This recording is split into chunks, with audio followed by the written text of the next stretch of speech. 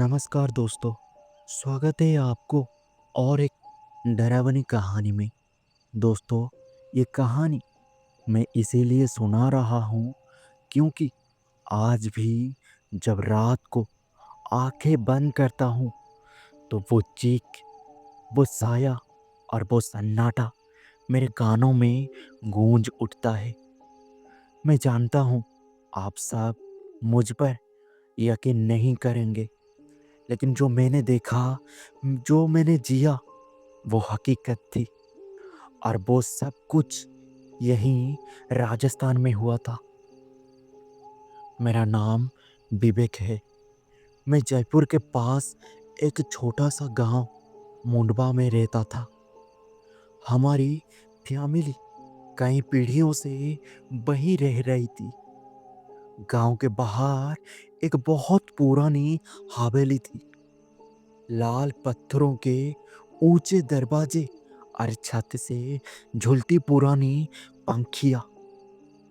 मेरे दादा उस हवेली को बहुत मानते थे। कहते थे इस हवेली में देवी का वास है, पर जो इसके नियम को तोड़ेगा उसे सजा मिलेगा। मुझे इन बातों पर कभी विश्वास नहीं था, पर वो सब बदल गया उस एक रात में। वो सावन का महीना था। तेज बारिश हो रही थी। बिजली बार बार गुल हो रही थी। मैं, माँ, पापा और मेरी छोटी बहन रूही, हम सब हवेली में थे। रात के करीब 12 बजे का आसपास ऊपर वाले कमरे से किसी के चलने की आवाज आई। पुराने लकड़ी की फर्श की चरमराहट जैसे, और जैसे कोई भारी पैर रख रहा हो।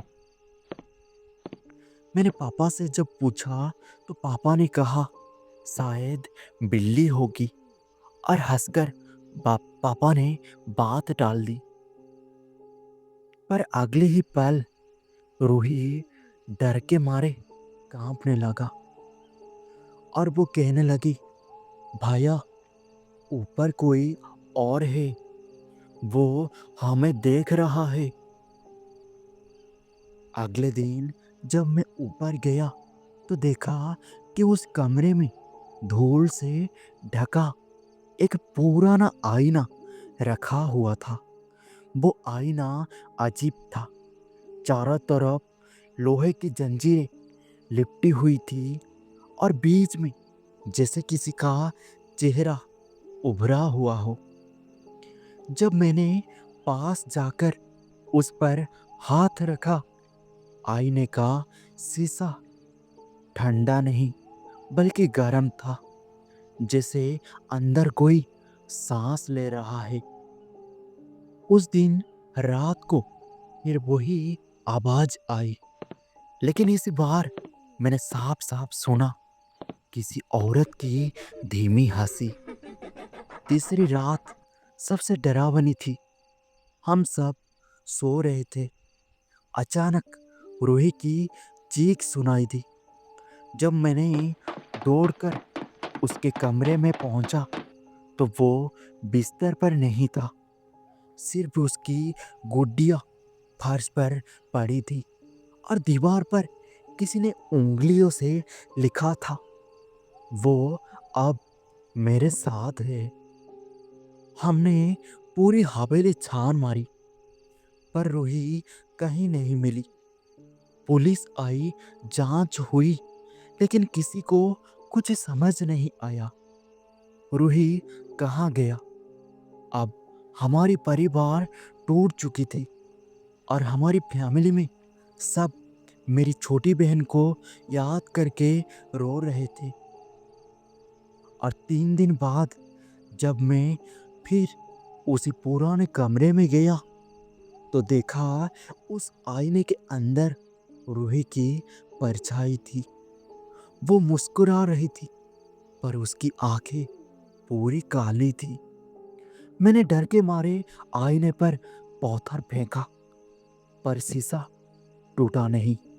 सिर्फ एक आवाज आई, वो अब नहीं जाएगी। उसके बाद हवेली में अजीब अजीब घटनाएं होने लगी। अपने आप दरवाजे खुलना, दीवार पर पानी टपकना और रात को किसी औरत के रोने की आवाज। फिर एक दिन मेरी दादी ने बताया कि यह हवेली पहले एक राजपूत ठाकुर परिवार की थी। उनकी बेटी मोहिनी ने आत्महत्या की थी क्योंकि उसकी शादी जबरदस्ती कर दी गई थी। मरने से पहले उसने कहा था, जो भी इस हवेली में रहेंगे मैं उन्हें अपना बना लूंगा। दादी ने बताया कि उसी दिन से यह हवेली श्रापित है और वो आईना मोहिनी की आत्मा का द्वार है। हमने एक तांत्रिक को बुलाया। उन्होंने कहा, ये साधारण आत्मा नहीं है, ये बंधन में बंधी गई आत्मा है। इसे मुक्त किया जा सकता है, लेकिन खतरा बड़ा है। एक रात हवेली में तंत्र क्रिया हुई। हवेली के चारों कोनों में दीपक जलाई गए और तांत्रिक ने मंत्र पढ़ना शुरू किया। तभी हवा ठंडी हो गई और अचानक दरवाजा अपने आप बंद हो गया। आईने से धुएं का गुबार निकला और एक औरत की छवि उभरी। वही मोहिनी का छवि था। उसने चीखते हुए कहा, वो मेरी है, कोई उसे मुझसे नहीं छीन सकता।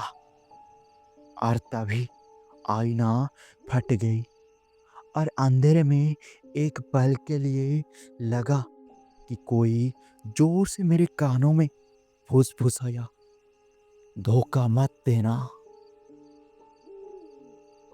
अगली सुबह हवेली पूरी तरह शांत थी। हम सब थक चुके थे। जब नीचे आए तो देखा रूही सीढ़ियों के पास बेहोश होकर पड़ी थी। वो जिंदा थी, लेकिन कुछ दिनों तक बोल नहीं पा रही थी। बाद में उसने हमें कहा, वो दीदी मुझे वहां ले गई थी। आईने के अंदर बहुत अंधेरा था, बहुत ठंडी थी। तब हमने फैसला किया कि हम वो हवेली छोड़ देंगे। आज 10 साल बीत चुके हैं।